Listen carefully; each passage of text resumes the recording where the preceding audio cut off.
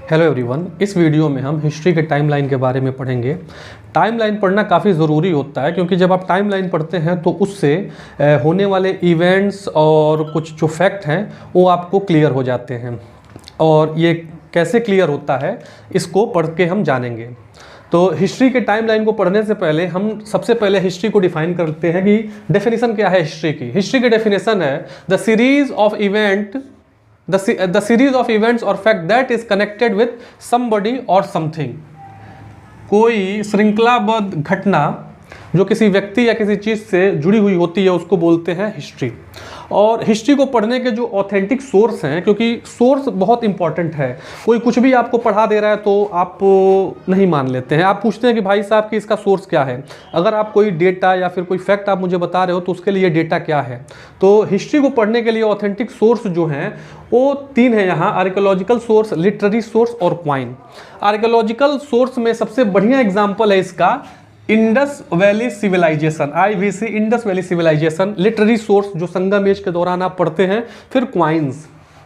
ये तीन authentic source हैं हिस्ट्री को पढ़ने के। और जो क्वाइंस की स्टडी की जाती है उसको बोलते हैं numismatic. The study of coin is called numismatic. Okay, father of history बोला जाता है हेरोडोटस को। इन्होंने हिस्ट्री में बहुत बड़ा योगदान दिया, इनको फादर बोल देते हैं हिस्ट्री का। तो हेरोडोटस है father of history. Indian ancient history में सबसे बड़ा रोल जिसका है वो मेगास्थनीज का है। इन्होंने एक किताब लिखी है, किताब का नाम है इंडिका। ये जो इंडिका किताब है ये डिस्क्रिप्शन ऑफ इंडिया, भारत के बारे में इन्होंने बहुत कुछ लिखा है। और ये आए थे, मेगास्थनीज आए थे चंद्रगुप्त मौर्य के टाइम पे। Megasthenes came India during the time period of Chandragupta Maurya. Okay, और हिस्ट्री जो है स्क्रिप्ट के बेसिस पे आगे तीन हिस्सों में डिवाइड की गई है। पहला है प्री हिस्ट्री, प्रोटो हिस्ट्री और तीसरा हिस्ट्री। प्री हिस्ट्री में इनका नो रिटन एविडेंस, कुछ भी लिखित में मौजूद नहीं है प्री हिस्ट्री में। और इसको आगे पढ़ने के लिए तीन पार्ट्स में डिवाइड किया जाता है। लिथिक का मतलब आपको पता है स्टोन होता है, स्टोन। दूसरा है कॉपर और तीसरा है आयरन। प्री हिस्ट्री को आगे अच्छे से पढ़ने के लिए तीन हिस्सों में डिवाइड किया गया है: लिथिक, कॉपर और आयरन। फिर है प्रोटो हिस्ट्री। प्रोटो हिस्ट्री में रिटन स्क्रिप्ट अवेलेबल है, बट डेंट डिसाइफर एट। अभी तक इसको डिसाइफर नहीं किया जा सका है, पढ़ा नहीं जा सका है। इसका एग्जाम्पल है इंडस वैली सिविलाइजेशन में जो स्क्रिप्ट मिला है उसको अभी तक पढ़ा नहीं जा सका है। फिर आता है हिस्ट्री। हिस्ट्री को भी आगे तीन पार्ट्स में डिवाइड किया गया है। पहला है एंशिएंट, दूसरा मेडाइवल और तीसरा मॉडर्न। हम शुरू करेंगे इस वीडियो में एंशिएंट से लेके मॉडर्न तक। इनके बीच में जो भी इंपॉर्टेंट टाइमलाइन है उसको हम इस वीडियो में पढ़ेंगे। टोटल में इस वीडियो में आपको अराउंड 58 टाइमलाइन के बारे में बताऊंगा जो काफ़ी इंपॉर्टेंट है। और ये फ्रीक्वेंटली आपको NCERT पढ़ते हुए या फिर कोई एडवांस बुक पढ़ रहे हैं उसमें आपको ये देखने को मिलते हैं। अब देखिए टाइमलाइन का इंपॉर्टेंस कितना ज़्यादा जरूरी है। एक क्वेश्चन आया था यूपीएससी में, क्वेश्चन था zero was invented by. Option था, मैंने 4 ऑप्शन जनरली होता है लेकिन मैंने 3 ऑप्शन ही किया। पहला ऑप्शन है आर्यभट्ट, दूसरा वरहम मिहिरा और तीसरा है एन अननोन इंडियन। ज़्यादातर आप लोगों में से क्वेश्चन देख के टिक मारेंगे आर्यभट्ट पे, लेकिन आर्यभट्ट का जो टाइम पीरियड था क्या था? 520 AD। इंडस वैली सिविलाइजेशन का जो टाइम था वो टाइम है 2500 से 1750 BCE। इस टाइम भी लोग ट्रेड करते थे और ये लोग मैथ से अवेयर थे। ठीक, तो अगर इस सवाल को आप देखेंगे, इनका टाइम पीरियड 520 एडी है, इंडस वैली सिविलाइजेशन का टाइम है 2500 से 1750। इस टाइम पे मैथमेटिक्स का काफ़ी यूज होता था, लोग ट्रेड करते थे। हाँ, जनरली बहुत से लोग कहते हैं कि बार्टर सिस्टम था, बार्टर सिस्टम ही था, लेकिन ये लोग अवेयर थे मैथमेटिक्स से। आप इसमें मारेंगे आर्यभट्ट को, लेकिन इसका आंसर है एन अननोन इंडियन। इसके बाद ये ट्रेस किया गया आर्यभट्ट से। आर्यभट्ट के बाद एक आदमी और हैं जो इनको आगे बढ़ाए। कमेंट में मुझे उस आदमी का नाम बताइए। ओके, तो हमने हिस्ट्री का डेफिनेशन पढ़ा, ऑथेंटिक सोर्स पढ़ा, father of history, Indian ancient history में जो मेगास्थनीज का योगदान है उनके बारे में पढ़ा। इन्होंने एक किताब लिखी इंडिका किस पे बेसिस है? Description of India. मेगास्थनीज आए थे भारत में चंद्रगुप्त मौर्य के टाइम पे, और स्क्रिप्ट के बेसिस पे हिस्ट्री पढ़ने के लिए 3 पार्ट्स में डिवाइड किया गया, प्री हिस्ट्री, प्रोटो हिस्ट्री और हिस्ट्री। प्री हिस्ट्री जो होता है इसमें कोई भी रिटन एविडेंस अवेलेबल नहीं है। आगे इसको पढ़ने के लिए 3 पार्ट्स में डिवाइड किया गया है, लिथिक जिसका मतलब स्टोन, कॉपर और आयरन। उसके बाद प्रोटो हिस्ट्री। प्रोटो हिस्ट्री में रिटन स्क्रिप्ट अवेलेबल है, लेकिन अभी तक उसको पढ़ा नहीं जा सका है, डिसाइफर नहीं किया गया है। ये पिक्टोग्राफी है, पिक्टोग्राफी हम आगे अभी पढ़ेंगे। जो इंडस वैली सिविलाइजेशन में जो स्क्रिप्ट पाई गई थी वो पिक्टोग्राफिक है।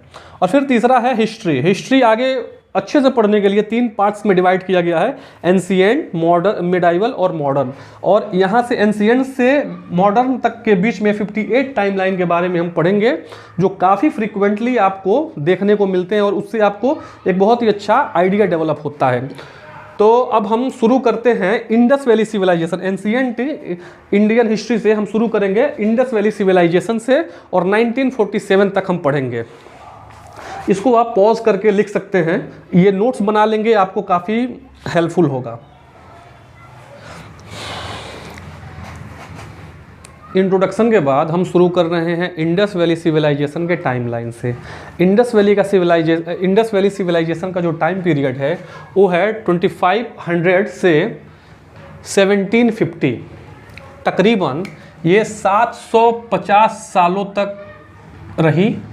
उसके बाद ये धीरे धीरे डिक्लाइन हो गई। इंडस वैली सिविलाइजेशन का टाइम पीरियड क्या है? 2500 से लेके 1750, और उसके बाद ये धीरे धीरे डिक्लाइन हुई। उसके बाद से टाइम पीरियड आता है वैदिक एज का।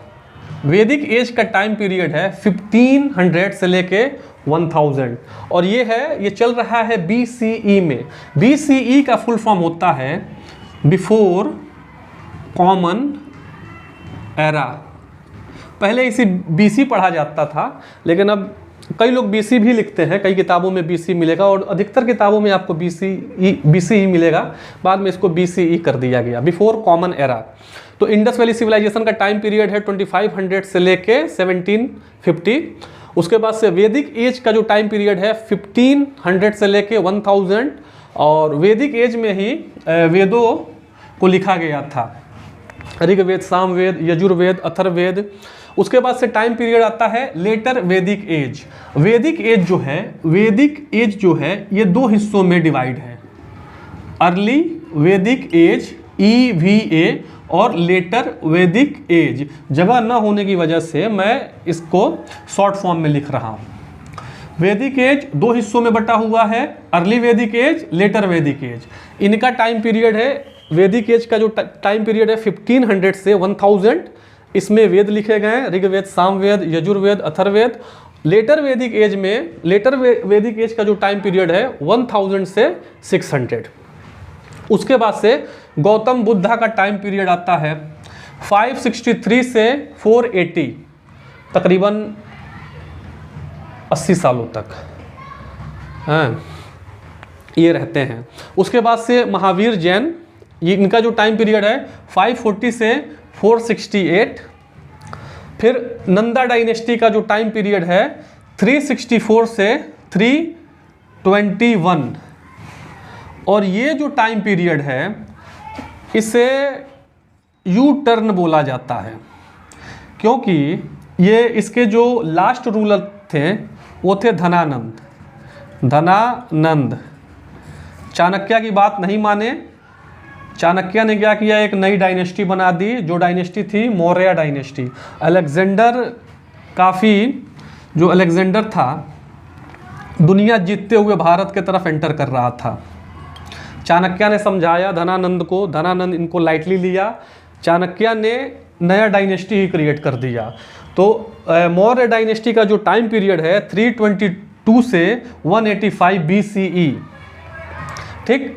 और मौर्य डायनेस्टी में जो सबसे पहले रूलर हैं वो हैं चंद्रगुप्त मौर्य, और जो ये चंद्रगुप्त मौर्य हैं ये प्रैक्टिस करते थे जैन धर्म को, जैन धर्म को ये प्रैक्टिस करते थे। उसके बाद चंद्रगुप्त मौर्य के बाद इनके जो बेटे थे बिंदुसार गद्दी संभालते हैं। बिंदुसार के बाद बृहद्रथ ये पुत्र थे। बिंदुसार के बाद अशोक आते हैं, अशोक पुत्र थे बिंदुसार के। फिर अशोक के बाद बृहद्रथ गद्दी पे आते हैं, फिर इनकी हत्या हो जाती है पुष्यमित्र के द्वारा। उसके बाद से 90 BCE में भारत पे शकों का आक्रमण होता है।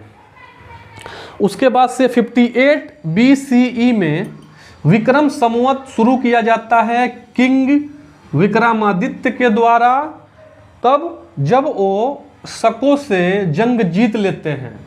58 BC विक्रम संवत शुरू हुआ, हिंदू कैलेंडर भी इसे बोला जाता है।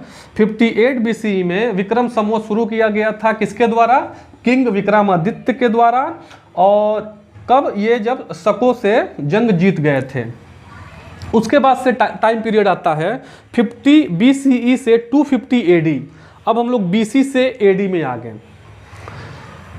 50 BCE से 250 AD सातवाहनास का टाइम पीरियड है। इसके फाउंडर जो थे किंग सिमुका थे, और ये लोग किस रीजन में रहते थे, डेक्कन रीजन में। डेक्कन वर्ड आया है वर्ड दक्षिण से, दक्षिण का मतलब आप जानते हैं साउथ।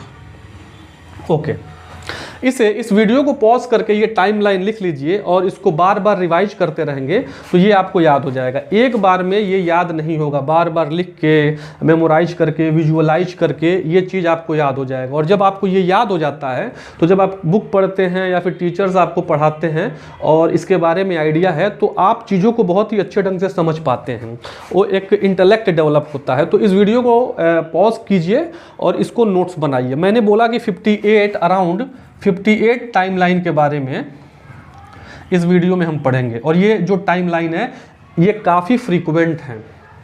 और टाइमलाइन का इंपॉर्टेंस आपने जाना, वो जो क्वेश्चन था 0 इज इन्वेंटेड बाय, 4 ऑप्शन होता है, मैंने 3 दिया था। पहले पे आर्यभट्ट था, आप आर्यभट्ट को ज़्यादातर लोग लगाए होंगे, और वो यूपीएससी का क्वेश्चन था। आप उस क्वेश्चन को चेक कीजिएगा, 1995 में वो क्वेश्चन आया था। कई लोग का कमेंट होगा कि नहीं सर अब इस तरह के सवाल नहीं पूछता, तो 2023 में किस तरह के सवाल बने हैं यूपीएससी में आपको बहुत ही अच्छे से आइडिया होगा। तो किसी भी चीज़ को आप इग्नोर नहीं कर सकते और अंडर एस्टिमेट तो बिल्कुल भी नहीं कर सकते। आपको क्या करना है, आपको अपना इंटेलेक्ट बढ़ाना है, और पेपर कैसा भी हो आपके कॉन्सेप्ट क्लियर रहेंगे तो ये आपसे हो जाएगा। तो इस वीडियो को पॉज कीजिए और इसे राइट डाउन कीजिए। अब संगम एज का टाइम पीरियड शुरू होता है, जो इनका टाइम पीरियड है 100 से 300 AD, ये साउथ इंडिया में था। उसके बाद से 320 से 414 AD ये गुप्ता डायनेस्टी का टाइम पीरियड है, और उसके सबसे पहले रूलर कौन है, चंद्रगुप्त सेकेंड, समुद्रगुप्त चंद्रगुप्त सेकेंड, जिनको विक्रमादित्य भी बोलते हैं। उसके बाद से चोला का टाइम पीरियड आता है, ये तंजौर में था, और इनका टाइम पीरियड है 871 से 1173 AD। उसके बाद से खजुराहो टेम्पल का कंस्ट्रक्शन होता है, चंदेल डायनेस्टी जो एमपी में थी, और इनका टाइम पीरियड क्या है 950 से 1050 AD। खजुराहो टेम्पल का जो कंस्ट्रक्शन है उसका टाइम पीरियड क्या है 950 से 1050। उसके बाद से टाइम पीरियड आता है 1001 से 1025। महमूद गजनी अटैक करता है भारत पे, कितनी बार, 17 बार, हार नहीं मानता ये।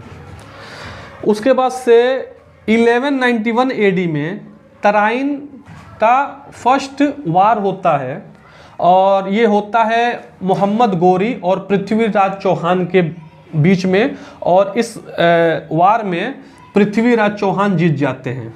उसके बाद अगले ही साल 1192 एडी में तराइन का सेकेंड वार होता है मोहम्मद गोरी और पृथ्वीराज चौहान के बीच में, जिसमें मोहम्मद गोरी जीत जाता है।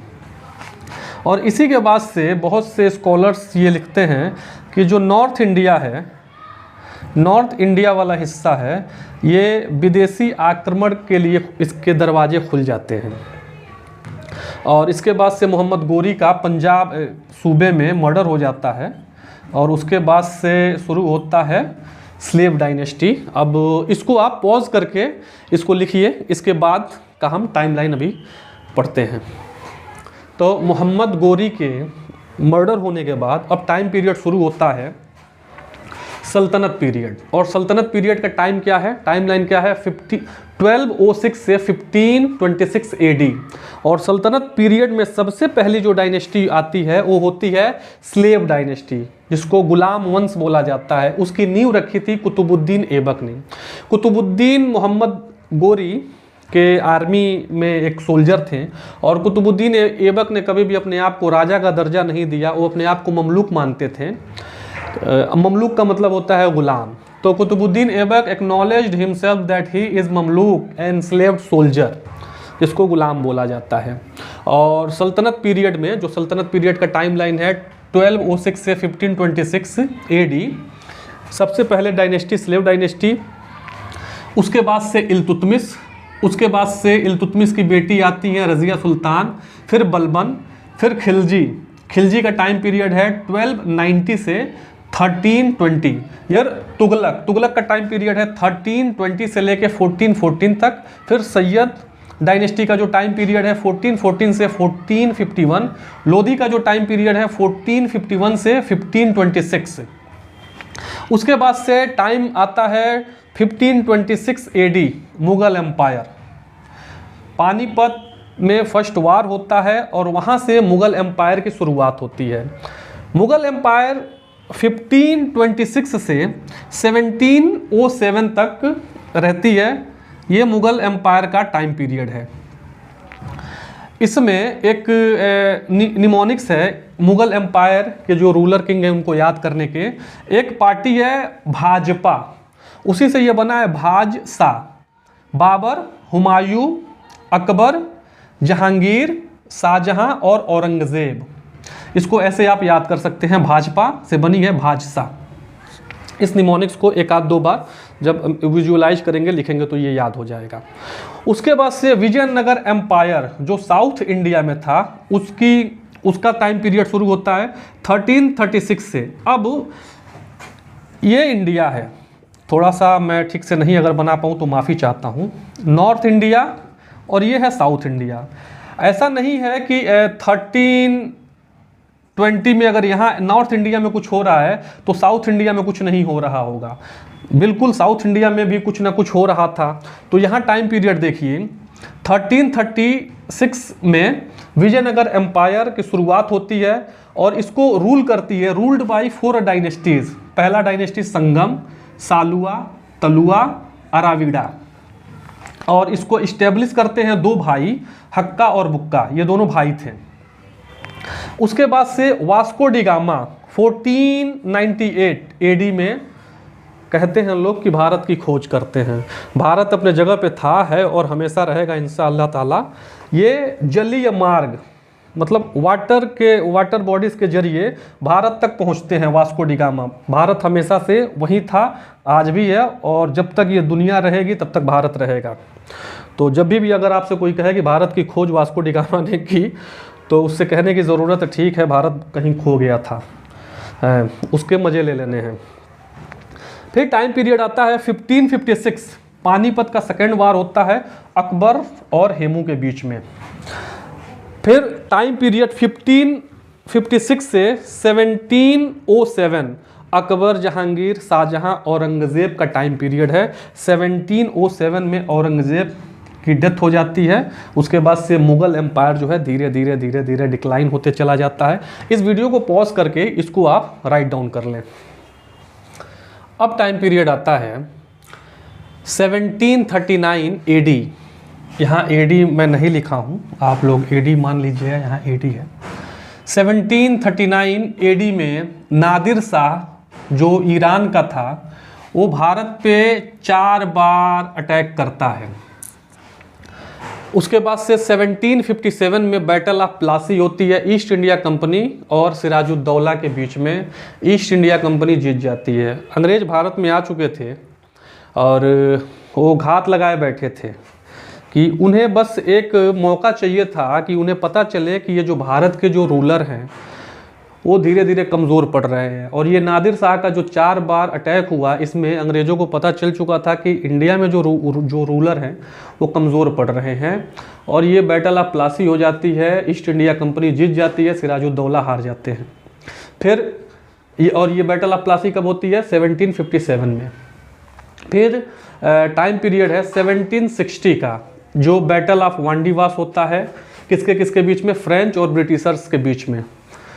फिर 1784 में ट्रीटी ऑफ मैंगलोर साइन होता है टीपू सुल्तान में और ब्रिटिश ईस्ट इंडिया कंपनी के बीच में। CO का मतलब कंपनी, आप इसे कंपनी ही लिखिएगा। और 1784 में इस साइन के बाद पिट्स इंडिया एक्ट आता है। Asiatic Society of Bengal Sir William Jones के द्वारा आता है। तो 1784 में 3 चीज़ें हुई। एक तो ट्रीटी साइन की गई, किसके किसके बीच में? टीपू सुल्तान और ब्रिटिशर्स के बीच में। उसके बाद पिट्स इंडिया एक्ट आता है। फिर Asiatic Society of Bengal Sir William Jones के द्वारा आता है। उसके बाद से 1799 में मैसूर का चौथा वार होता है और इसमें टीपू सुल्तान मारे जाते हैं। उसके बाद से 1803 से 1805 सेकेंड एंग्लो मराठा वार होता है। किसके किसके बीच में? ब्रिटिश ईस्ट इंडिया कंपनी और मराठा एम्पायर के बीच में। इसको पॉज करके लिखिए। उसके बाद 1853 एडी में बॉम्बे टू थाने रेलवे चलती है, ये सबको पता है। लेकिन उसी साल 1853 में ही कलकत्ता से आगरा टेलीग्राफ लाइन बिछाई जाती है। ये बहुत से कम लोगों को पता रहता है। उसके बाद से 1857, ये तारीख भूल ही नहीं सकता, 10 मई रिवॉल्ट शुरू होता है। उसके बाद से 1858 में India came into British crown. अब 1857 में जो क्रांति शुरू हुई थी उससे अंग्रेज़ों को, जो ब्रिटेन की महारानी थी, उनको लगा कि ये जो ईस्ट इंडिया कंपनी है कुछ गड़बड़ करी है। तो ये जो कंट्रोल था ये ब्रिटिश क्राउन के अंदर आ गया कि अब इंडिया के अंदर जो कुछ भी एडमिनिस्ट्रेशन रूल होगा, कोई भी डिसीजन होगा, वो सीधे ब्रिटिश क्राउन लेगी। 1858 में ये सारे टाइमलाइन काफ़ी इम्पॉर्टेंट हैं और ये फ्रिक्वेंटली ही आपसे पूछे जाएंगे एग्जामिनेशन में, तो इसको आपको बार बार से लिख के याद करना है। उसके बाद से 1861 में इंडियन काउंसिल एक्ट आता है और 1861 में ही आर्कियोलॉजिकल सर्वे ऑफ इंडिया आता है कि जो हड़प्पा में जो खुदाई हुई या फिर अभी जो खुदाई होती है और जो सर्वे होता है उसका जो शुरुआत हुआ था 1861 से। मतलब इसकी आर्कियोलॉजिकल सर्वे ऑफ इंडिया की नींव रखी गई कि ऐसा नहीं कि कोई 10 आदमी इकट्ठा हुए और किसी का जाके किसी के ज़मीन पे कि यहाँ पे कुछ रहा होगा पुराने समय का तो हम इसको खोद के देख लें। बाकायदे एक नियम कानून के जरिए से उसकी खुदाई की जाती है और उसकी नींव रखी गई थी 1861 में, आर्कियोलॉजिकल सर्वे ऑफ इंडिया। उसके बाद से इंडियन सिविल सर्विस एक्ट आता है 1861 में। जिस चीज़ की आप तैयारी करते हैं उसकी शुरुआत कब हुई थी? 1861। इसे तो आपको रट ही लेनी चाहिए, हालांकि सारे ही इंपॉर्टेंट हैं लेकिन इससे आपका दिल जुड़ना चाहिए कि शुरुआत इसकी कहाँ से हुई? 1861। उसके बाद से 1875 आर्य समाज की नींव रखी जाती है दयानंद सरस्वती के द्वारा और इन्होंने एक स्लोगन दिया, बैक टू द वेदास, वेदों की ओर लौटो। 1875 आर्य समाज दयानंद सरस्वती के द्वारा, स्लोगन क्या था?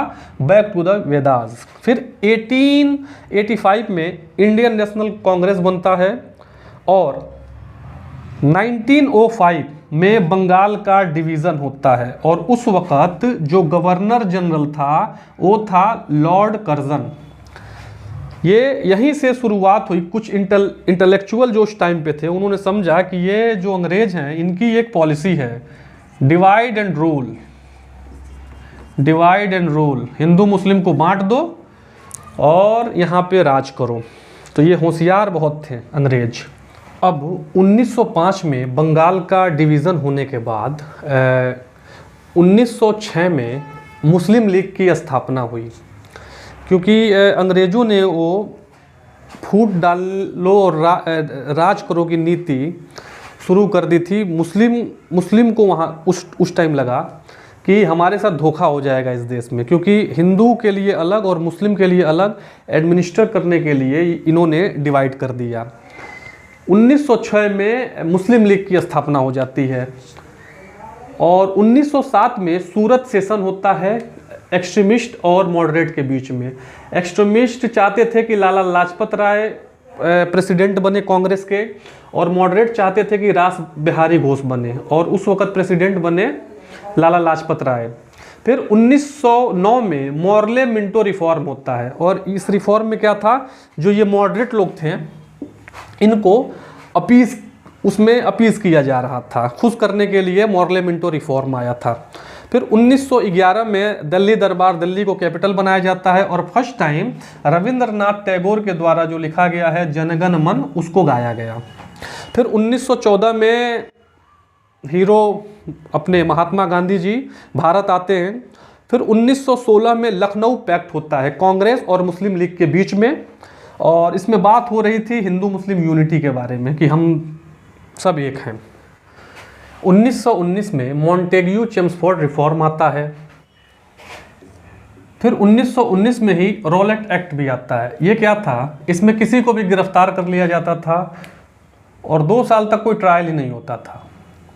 इसका काफ़ी विरोध हुआ। उसी साल 1919 में ही जलियांवाला बाग हत्याकांड हो जाता है 13 अप्रैल 1919 को। उसके बाद से 1920 में नॉन कोऑपरेशन मूवमेंट चलता है और ये मूवमेंट चल ही रहा था तो 1922 में चौरी चौरा इंसिडेंट हो जाता है। यूपी में एक जगह है देवरिया के पास चौरी चौरा, वहाँ पे एक चौकी को ही जला दिया जाता है, कुछ अंग्रेज मर गए। गांधी जी ने तब ये नॉन कोऑपरेशन मूवमेंट ख़त्म कर दिया। 1928 में साइमन कमीशन आता है, 7 मेंबर का ग्रुप था जिसको ये चेयरमैन इसके थे सर जॉन साइमन। उसमें लाला लाजपत राय की डेथ हो जाती है, लाठीचार्ज हो जाता है और लाला लाजपत राय को अच्छी खासी चोट लगती है और तुरंत नहीं मरते, हॉस्पिटल में कुछ दिन रहते हैं, उसके बाद से इनकी डेथ हो जाती है।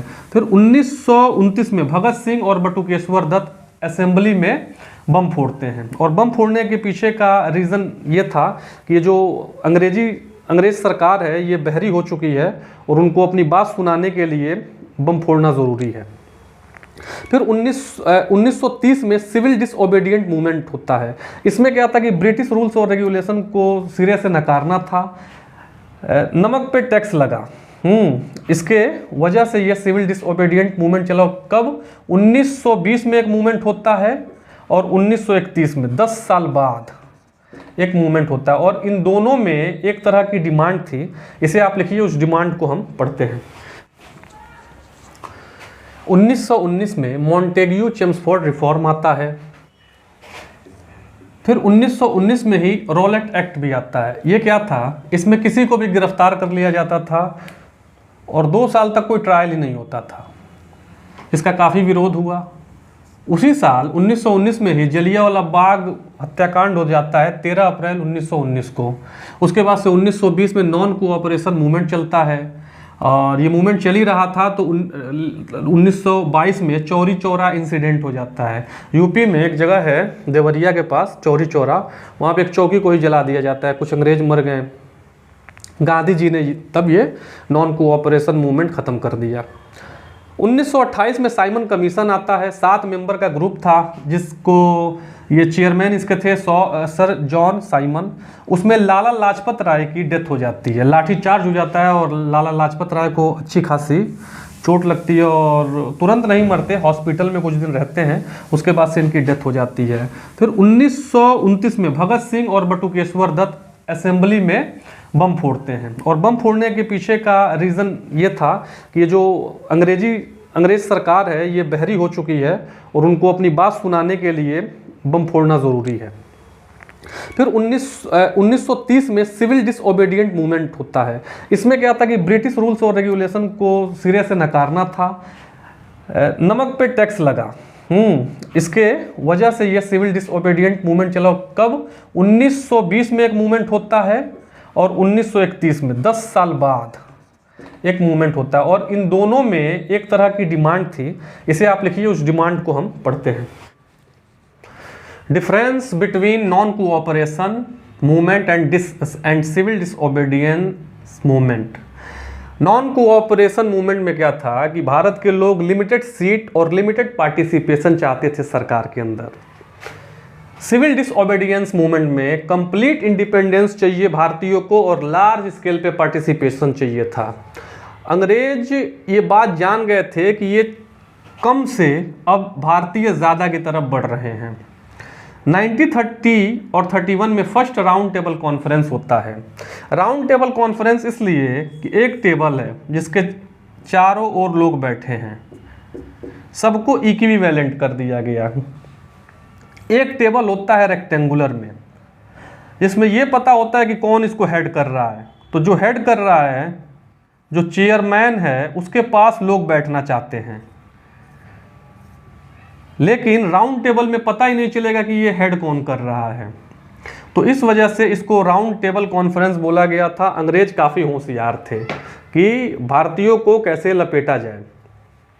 फिर 1931 में गांधी इरविन पैक्ट होता है और सेकेंड राउंड टेबल कॉन्फ्रेंस होता है जिसमें गांधी जी जाते हैं। फिर 1932 में थर्ड राउंड टेबल कॉन्फ्रेंस होता है और पूना पैक्ट होता है गांधी जी और अंबेडकर के बीच में। अंबेडकर सब चीज़ ही अलग चाहते थे एससीज के लिए। गांधी जी ने इनको समझाने की कोशिश किया कि आप एकदम अलग करेंगे तो बाद में उन लोगों में मनमुटाव हो जाएगा, बाकी लोगों में और एससीज में। और गांधी जी ये बात मना भी लिए अंबेडकर को, इस चीज़ के लिए मना लिए कि ऐसा मत कीजिए, सब कुछ अलग मत कीजिए। फिर 1935 में गवर्नमेंट ऑफ इंडिया एक्ट आता है। तो बेसिक डिफरेंस क्या है नॉन कोऑपरेशन मूवमेंट में, सिविल डिसओबीडियंस मूवमेंट में? First round table, second round table और थर्ड राउंड टेबल। और 1935 में गवर्नमेंट ऑफ इंडिया एक्ट आता है। और राउंड टेबल क्यों? क्योंकि अंग्रेज इस बार नहीं दिखाना चाह रहे थे कि इसको हेड कौन कर रहा है। रेक्टेंगुलर में पता चल जाता, राउंड टेबल में नहीं पता चलता। 1937 में 11 स्टेट में से 7 स्टेट में कांग्रेस जीत जाती है और इस जीत से मुस्लिम लीग डिस्टर्ब हो जाती है। मुस्लिम लीग का मानना था कि कांग्रेस में सबसे ज़्यादा हिंदू हैं और मुसलमानों का यहाँ पे कोई भविष्य नहीं है। इस जीत से मुस्लिम लीग को बहुत ही ज़्यादा सदमा पहुँचता है 1937 में जो चुनाव हुए थे। फिर 1938 में हरिपुरा कॉन्फ्रेंस होता है। इस कॉन्फ्रेंस में क्या था, गांधी जी ने कहा था कि अगर पट्टा भी सीतारमैया हारते हैं तो ये हार मेरी होगी। ये कांग्रेस के अंदर प्रेसिडेंट बनने का चुनाव था और इसमें क्या था, सुभाष चंद्र बोस जीत जाते हैं। सुभाष चंद्र बोस जब जीत जाते हैं तो कांग्रेस के ज़्यादातर जो मेंबर थे वो कांग्रेस से इस्तीफ़ा दे देते हैं। उसके बाद से सुभाष चंद्र बोस खुद ही इस्तीफ़ा दे के हट जाते हैं। फिर 1942 में क्रिप्स मिशन आता है भारत में, जो कहता है कि भाई साहब हमें वार में सपोर्ट कीजिए। वर्ल्ड वार चल रहा था, क्रिप्स मिशन में था कि सपोर्ट कीजिए हमें वार में और उसके बाद से हम आपको डोमिनियन स्टेट दें। वो सब अंग्रेज डोमिनियन स्टेट देने के लिए तैयार हो गए थे कि इसके बदले आप पहले हमें सपोर्ट कीजिए, आपको डोमिनियन स्टेट दिया जाएगा। 1946 में कैबिनेट मिशन आता है और 1947 3 जून डिवीज़न ऑफ इंडिया एक्सेप्ट किया जाता है ब्रिटिश पार्लियामेंट में। और इन जुलाई द एक्ट ऑफ इंडिपेंडेंस पास और 14 अगस्त को पाकिस्तान अपनी आज़ादी मनाता है और 15 अगस्त को भारत। तो हम इंडस वैली सिविलाइजेशन से चले थे और 15 अगस्त 1947 तक पहुंच गए। इंडस वैली सिविलाइजेशन का जो टाइम पीरियड था 2500 से 1750 BCE बिफोर कॉमन एरा से 15 अगस्त 1947 तक पहुंच गए। तो ये वीडियो था हिस्ट्री के टाइमलाइन के बारे में। और टाइमलाइन जब आप पढ़ते हैं तो उससे आपका एक बहुत ही अच्छा इंटेलेक्ट और थिंकिंग डेवलप होता है। और टाइमलाइन काफ़ी इम्पॉर्टेंट है। जब इसको आपको रट जाएगा तब आपके बातचीत में और चीज़ों को समझने का जो दायरा है वो बहुत ही अच्छा डेवलप हो जाएगा। तो इसका नोट्स बनाइए, इसको बार बार रिवाइज कीजिए, एक बार में नहीं होगा। Practice makes man perfect, women also. महिला और पुरुष जो भी प्रैक्टिस करता है उसे सफलता मिलती है। इसे प्रैक्टिस करते रहिएगा 2, 4, 10, 15, 20, 25 बार, और इसे याद कर लीजिए। और जब आपको ये याद हो जाएगा तो आपको जब कोई चीज़ हिस्ट्री में पढ़ते हो या फिर कोई बात आपसे कहता है तो आपको समझ में आता है कि वो किस टाइम पीरियड का था और उस टाइम पीरियड पे किस तरह का इंडिया के अंदर किस तरह का सिचुएशन था। तो इसका नोट्स बनाइए। और थैंक यू वेरी मच कि आपने इस वीडियो को देखा। Thank you.